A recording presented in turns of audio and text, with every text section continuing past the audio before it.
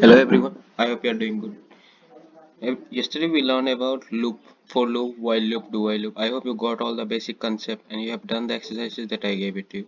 Just erase this. I hope you have done the exercises for loop and while loop. Please do the exercise. I have done one or two and I gave the rest as homework. Please do it. If you do it, then you can understand the loops better.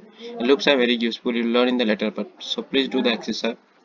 And if you face any difficulty in loop or you got some question which you could not solve by using loop, please comment and I'll try to solve it.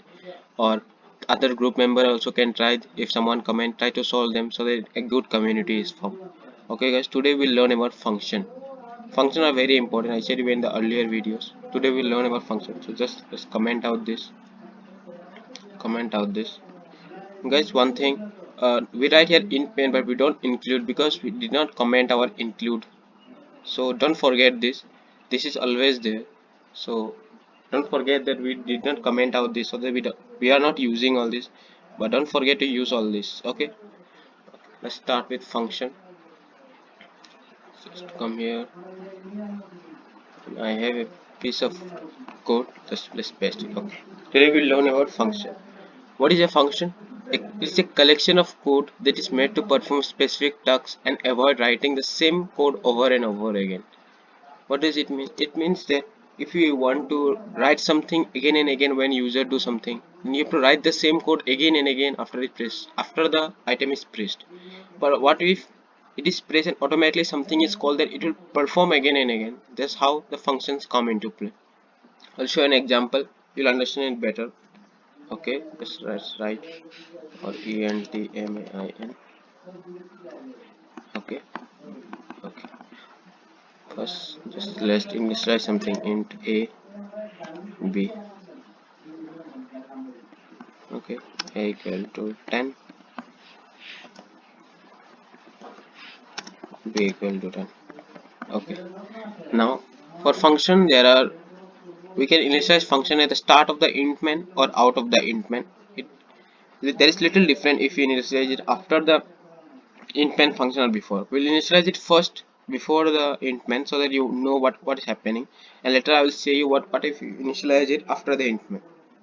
Okay, the function start with it, you should give it a return type, means what type of value it should enter. It can enter any type. It can enter void or int, means or not comma, or int or double or string, whatever data type you want that the function should return.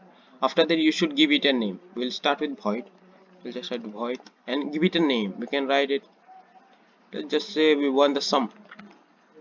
Okay, then we write it that like int main, we give a parenthesis and the curly braces. Inside this we pass arguments.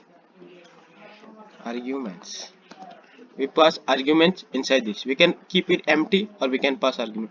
Let's just say we want to pass two integer value. We'll write int a and int b. It's not this int a and b. That's okay. Let's change it so that you understand better. Okay. Now we wrote this is this. Okay. Here I should try one more thing. Here we pass the condition what it should do.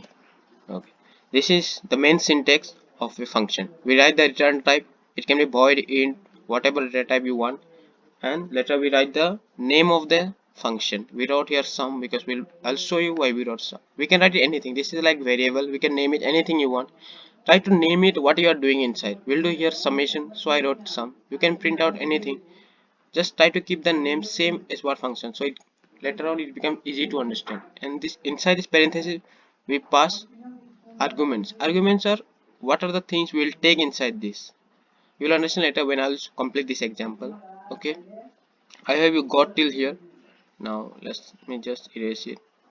Inside this what we want to do, we want to print out, just write sum, and we want to print out this x plus y.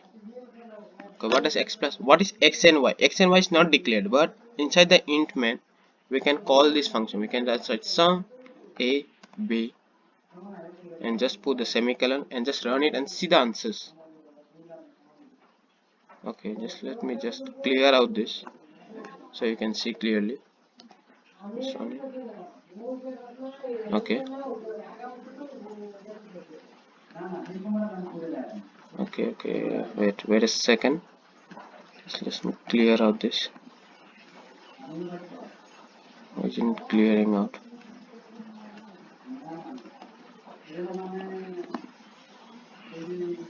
Okay, we'll just delete this terminal first. Okay, we'll run it one more time. Control run.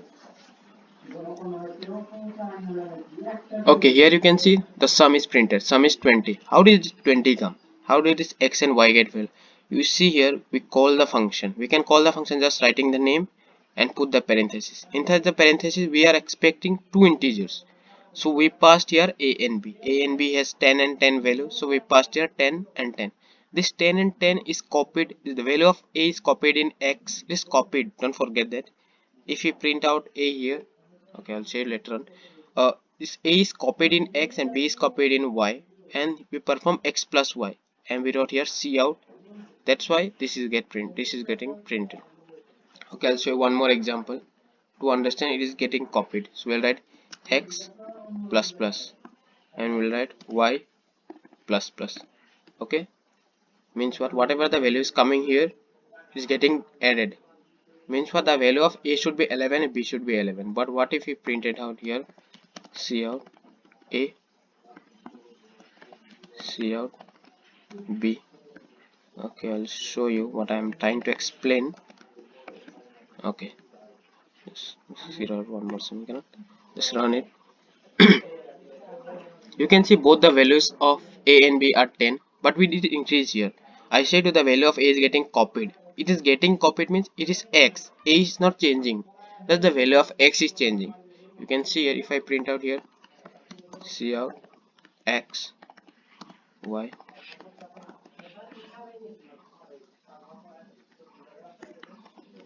Just run it. Okay, we're getting an error because we wrote here n cannot find that.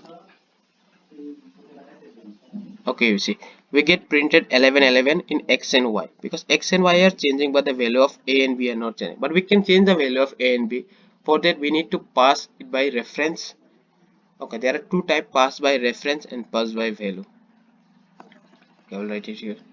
This video is going to be a little bit longer because it's very necessary for you to understand. Pass by value, and second is pass by reference. Okay, the thing we did here was pass by value. We just simply pass the value 10 and 10 in this function, and this got copied. In pass by value, the value is getting copied, gets copied. We can't change the original value. We can't change the original value if pass by value. Okay, this is plus. Just sorry guys. Okay, the value gets copied. We can't change the original value, means we can't change the value of a and b if we pass by value. But there is one more type we can pass. If you write here int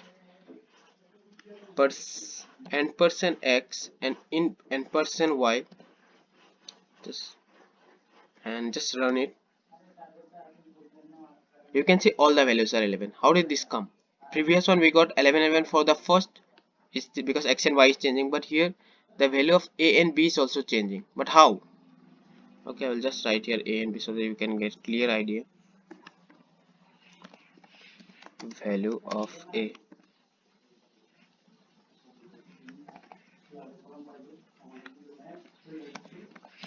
value of b.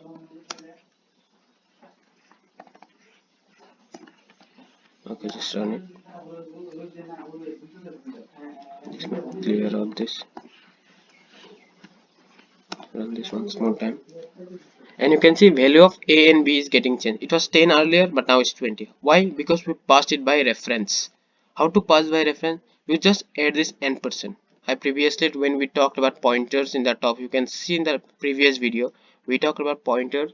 There we talk how to access address. So here we are not copying, but we are accessing the address of this a, and inside this address we're increasing the value. That's why the value of original value is getting changed. So if you want to change the original value, you can just pass by reference, or you want just to complete something, do something that does not need to change the value, just print out something or do something with that number, then you can do that pass by value.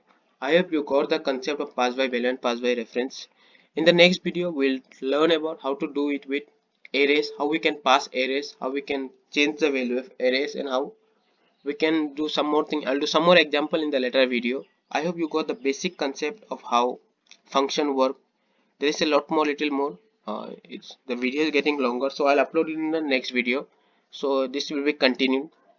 Before finishing the video, I just want to say that there are two type of function, in two type of arguments. These are the arguments we need to pass, and here we can pass by value or pass by reference. To pass by value, you don't need to write this n%, and to pass by reference, okay, I'll run this one more time so that you can see the clear difference. Okay, you can see here the value of a and b is 10 and 10, and it's not getting changed because it is passed by value. But whenever we pass by reference, the value is getting changed. You can see it's 11 11, earlier it was 10 10. I hope you got the little basic concept so that you can understand a little part. So that's for it now. I'll give the exercise in the later part of the video, so don't forget the next video is very important because you need to understand the function clearly. Functions are very useful. So I hope you got this concept. So see you in the next.